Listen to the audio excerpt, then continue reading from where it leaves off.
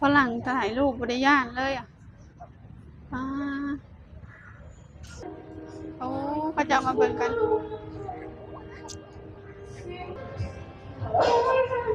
มีแต่ตัวบักใหญ่ทุกคนจ้า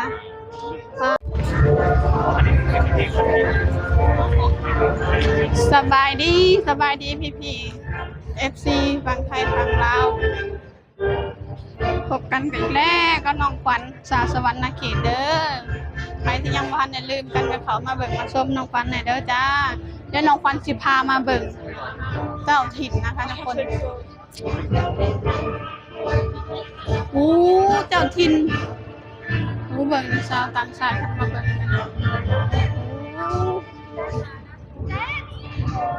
อุ้ยเพิ่นบ่ได้ย่านทุกคนเพิ่นบ่ได้ย่านว้าวโอ้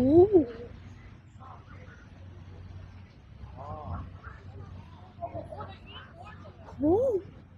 มันบ่ได้ย่านไอ้ทุกคนเบิ่งโอ้3 ตัว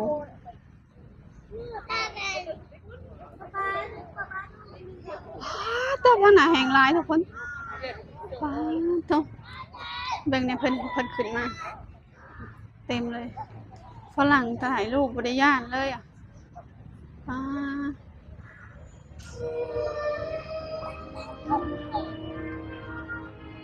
นี่นะคะเจ้าถิ่นถ้าเป็นที่บ้านเรานี่จับกินเลยนะตัวแลนนะเหมือนกันกับตัวแลนทุกคนแต่ว่าบ่แม่นตัวแลนโอ้เป็นเอากากหมูให้กินบ่หรือยัง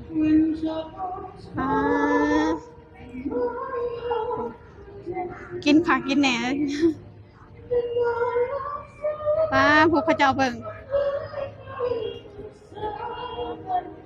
โอ้เขาเจ้ามาเบิ่งกัน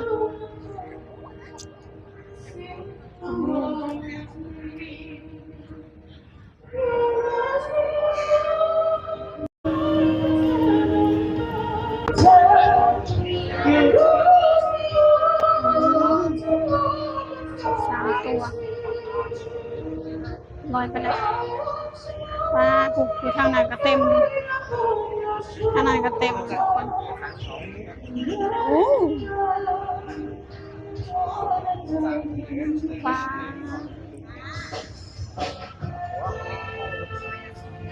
นี่มันขึ้นมาเลยเงินคอขึ้นมาเลย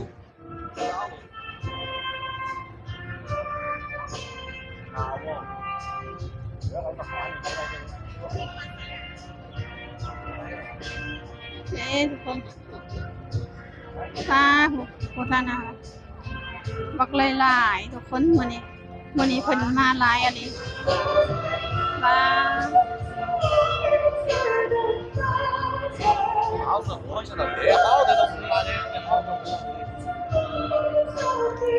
กะนี่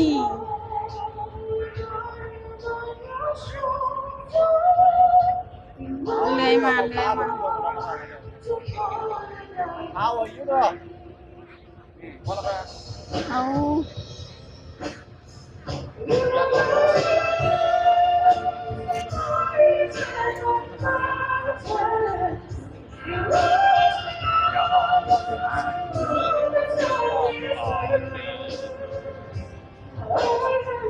มีแต่ตัวบักใหญ่ทุกคนจ้า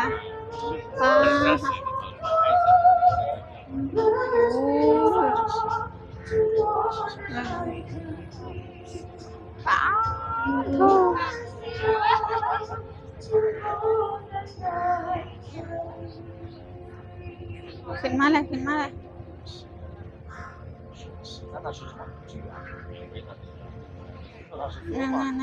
应该是一个妈妈，一个崽，看那个对象。แก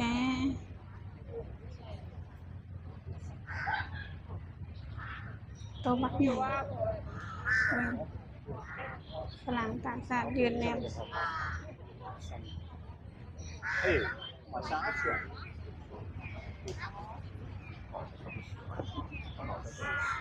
太多了，2块钱。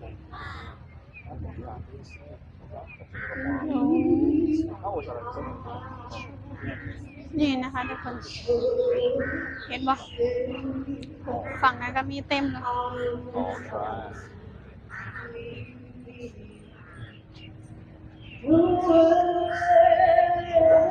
ฟ้าอะไรจุด ปัจจุบันเฮานี่กะหวยเป็นตัวแลนในกับจับกินเราแล้วทุกคนเลยบ่ได้เรือได้แบบนี้นะแต่ว่าอยู่ประเทศไทยเพิ่นเป็นสัตว์สงวนเนาะห้ามบ่ให้ขาห้ามบ่ให้จับเนาะมันเป็นสัตว์ที่แบบว่าเพิ่นห้ามเพิ่นบ่ให้เฮ็ดเพิ่นบ่ให้ทำลายเนาะเพิ่นอนุรักษ์ไว้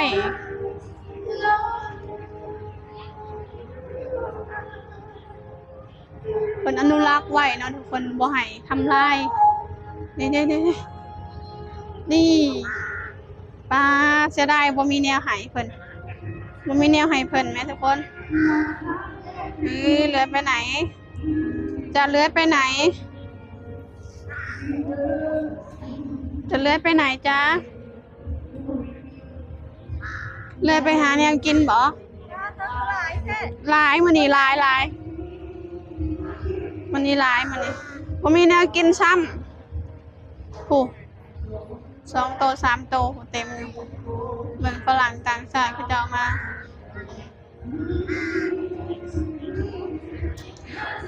เขาจะมาถ่ายรูปกันเบ้างทุกคน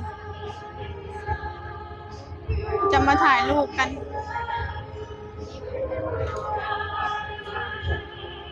เต็มเลยนี่เพิ่นลอยไปลอยมาเพิ่นอยากกินแต่เฮาบ่มีแนวให้กินนะแม่ทุกคนเมื่อกี้นี่มีป้าคนหนึ่งเนาะเราเอาอาหารให้กินมันคล้ายๆกับเขียบหมูหรือว่าอหยังนี่แหละทุกคนเอามาให้เพิ่นกินน่ะแต่ว่านี่เฮาบ่มีให้เพิ่นเนาะเพิ่นก็สิลอยไปลอยมานี่แหละป้ามื้อนี้ที่ว่าออกมาหลายพอสมควรนะมื้อนี้ปกติเพิ่นสิบ่ออกมาหลายเนาะเพิ่นสิออกมาเฉพาะช่วงกลางวันอันนี้เย็นๆแล้วเพิ่นออกมานี่เพิ่นออกมาลอยไปลอยมาทุกคนปลาบ่เคยเห็นหลายมีมาแล้วมีระวังเด้อ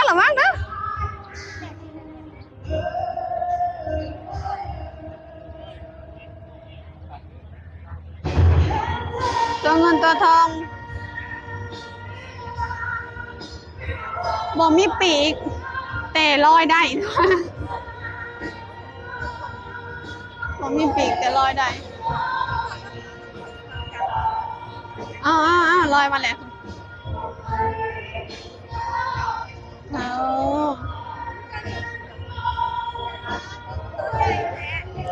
แม่นเบิ่งแน่ที่นี่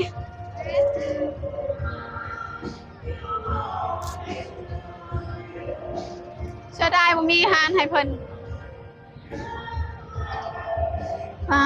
เธอตัวใหญ่กระดอกกระเดี่ย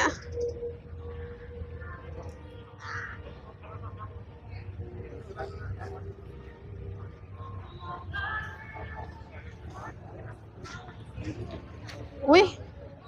เห็นยังกันเลยค่ะทำอะไรกันตีกันแล้ว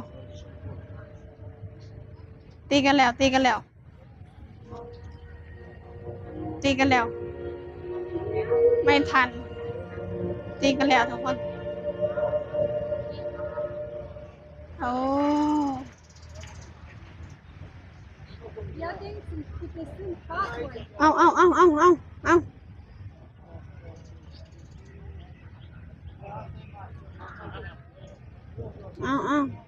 ไปแล้วท่านน่ะต้นนั้นไปเลยผมไปเกี่ยวกันเซยทุกคนผมไปเกี่ยวกันเซยอยู่หัน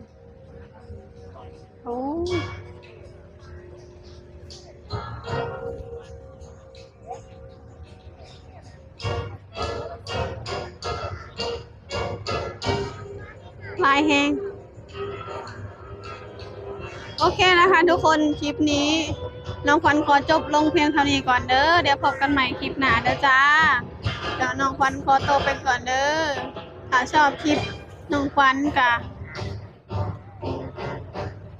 สนับสนุนโดยการบ่เลื่อนผ่านหรือว่าให้กำลังใจน้องขวัญกดไลค์กดแชร์ Subscribe ให้น้องขวัญหน่อยเด้อคลิปนี้ขอกล่าวคำว่าสบายดีสวัสดีค่ะ